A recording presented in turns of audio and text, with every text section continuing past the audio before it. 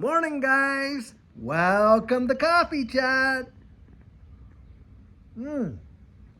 Amazing, delicious. I'll tell you what, I love coming out here and those sips and having them with you, to be sure. Guys, what a gorgeous day. Just listen. Do you hear the birds going back there? There you go. Hopefully you heard that. They have been just singing up a storm like crazy. And boy, has it ever warmed up. And you see all these trees in here, you know, the ones that, not the deciduous ones, of course, not the evergreens.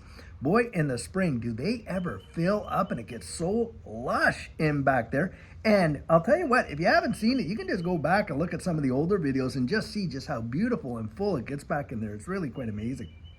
Guys, I have an observation to talk with you about this morning that I think is going to give you some tremendous insight into this space and how it all works. So last night I put out that video that, you know, where XRP, hey, most folks are absolutely going to miss it. And this is coming out of an article from two technical analysis guys that have actually mirrored and looked back at the prior cycles like in 2017 and saw that just before the massive blow off top in that bull run, there was a big time capitulation event in XRP. And what they were saying is, hey, things look like they're mirroring things really, really close. And we very well could see a big time capitulation event where we drop down to, I don't know, something like 30, 35 cents or whatever. And so in the video, I was commenting about, boy, I'll tell you what, if we see something like that before we get a massive run blow off top, because right after that, boof, up she went.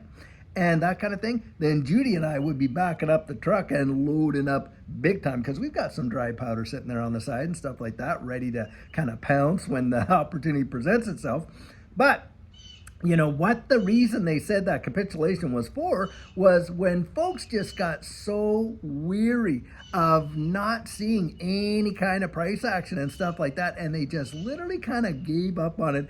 And right around the corner, they missed out on the biggest percentage gain. Apparently, XRP went up over 66,100% in that move, and a lot of them absolutely missed it, you know, from the bottom to the top, after holding it all that time and then capitulating just right before. That's like the guy that's out there, and you hear all the stories in the California gold rush where the guy was just dig and dig and dig and dig, and finally just gets so sick of digging and he leaves it. Someone else comes in and takes over his claim, you know, and digs for about 3 feet and gets the mother load. Oh boy, I'll tell you what.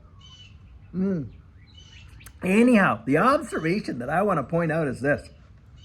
In the comments, and I'm reading them, and some of them are just to the point of ridiculous. Now, one guy, he's out there says, oh, when they do with these automated market makings, that's where they want to get us right in there so they can steal our XRP and all this kind of stuff. Then another one says, oh, I just watched a video where the elites are not even going to use XRP. And one that I really had to laugh at big time was, XRP Will comes out, and this is what he says. And I'm not saying he's a bad guy or good guy or not, but this is what he says. He comes out and he says something to the effect that, hey, oh, well, if Ripple wouldn't dump 40 million XRP on us every month. And the thing is this, Ripple has not sold any XRP on the open market since 2019. You got it. And how do we know that's an absolute fact? Well, because guys, they report that in their quarterly reports and everything like that. And who do they have to submit that information to? Obviously, in their taxes and all this and that, they have to show their revenue streams, and it goes into the government. Of course, the SEC would be all over that like a bad habit, wouldn't they? But guys, they don't. Ripple does sell XRP, and they even lease it, by the way. And it goes to on-demand liquidity partners. And just in the first quarter of 2023, 369 million, not 40 million a month, 369 million in the first quarter were sold to on-demand liquidity partners who literally utilize it in cross-border payments to the billions of dollars a day. And this is kind of the nonsense that you hear. Now, the observation I want to point out is this. And a lot, by the way, of content creators absolutely know this, and we see this. I'm going to share with you how we know this is true. a lot of times when you're looking at comments in, the comment section and everything like that, and it looks like an absolute legit user, it's not. Those are, a lot of them are bots. Believe it or not, they're bots. Now, sometimes you can point out the spam bots because, they come in and they're talking about all the, the Amazon stuff. You guys have seen that. And of course, the WhatsApp stuff and people taking, the content creator's avatar and trying to get people to interact with them, to scam them and stuff like that. Now, you don't see that on our channel, but the reason you don't see it is about once or twice a day, Judy and I are in there and we're cleaning that stuff up. That's why.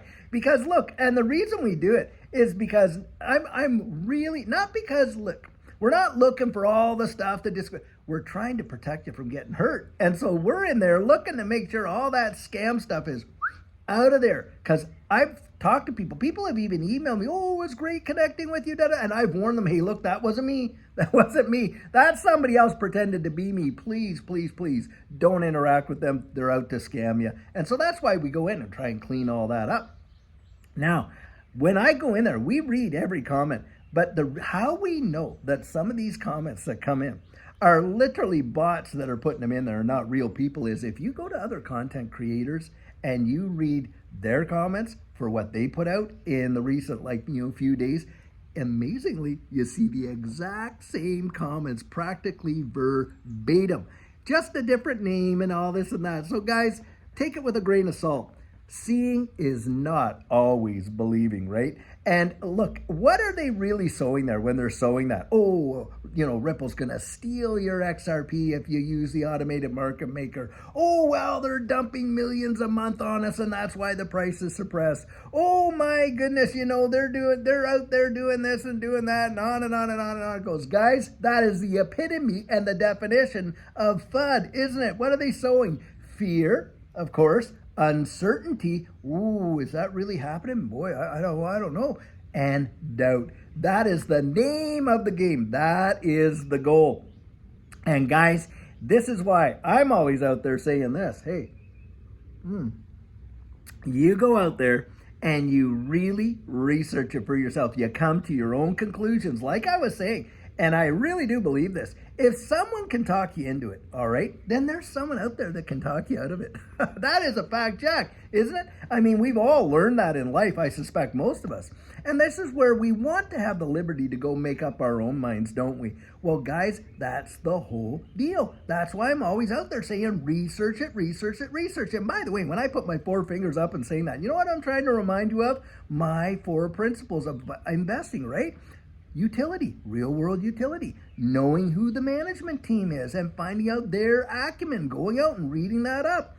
Partnerships, following up on those partnerships, what they're all about. Did they do what they said they were going to do? And if not, why not? Because, hey, look what happened with the whole SEC lawsuit against Ripple. That certainly suppressed things, but there's reasons, right? And if they did do it, did they get to where they wanted to go? Did they actually see the results they wanted to see?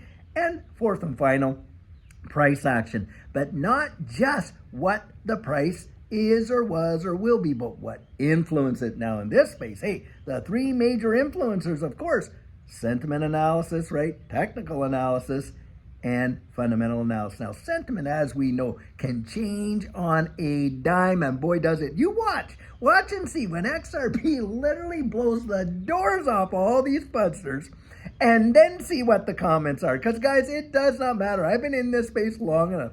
And when XRP was like $2 and people were they still fudded it then. It will not matter if it goes down to a dime or it goes up to $100. You are going to see all this kind of nonsense coming out. So sentiment changes on a dime. And the example I love to use about sentiment is this. When Jerome Powell gets up there, like they're doing this week here, and they're talking about raising or keeping the interest rate and all that, whatever they want to set it at, before his speech is even done, that market's reacting, isn't it? Now that's sentiment right there, right? Now technical analysis. And just like last night, we were citing a couple technical analysts on that program, on our video last night. So we're out there citing this. So we definitely cite these technical analysis guys. But like we always say, it's theory-based. Now, is that theory rooted in some absolute things that have happened? Sure it is. But remember, guys, all those indicators, the RSI, the MACD, the this, the that, and on and on and on, the EMAs, and all that goes with it. Those are indicators that a lot of TA guys will literally use. Now, there are some TA guys that out there say, show me the charts and I'll tell you the news. They don't even look at, the sentiment analysis, the news articles and what people are saying or not saying or whatever. They don't even look at that. And in fact, they don't even care. They just say, okay, I see this. Well, I'll tell you what, based on this, this, and this is what I expect is going to happen, and the probability is such and such a percent. And that's what they come out with. Now, the one that you're really left with, the one that you can really build a foundation on, of course, is fundamental analysis. And why is that? Because the fundamentals are rooted in absolute fact, aren't they? Now, ask yourself some questions fundamentally.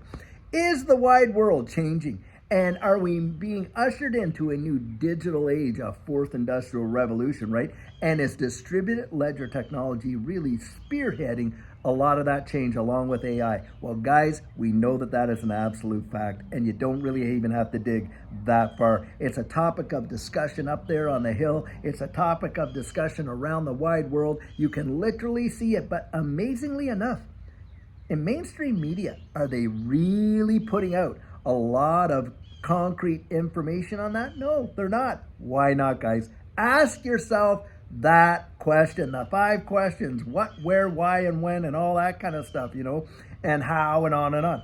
Well, you ask yourself the why, and the why comes pretty darn clear. Do you really believe that they are they want to see everybody else? No, guys, they are packing and stacking their own bags, getting themselves right ready. And think about this. And getting themselves right ready for this, what they plan to transition us into. Now, I want you to think about something really big.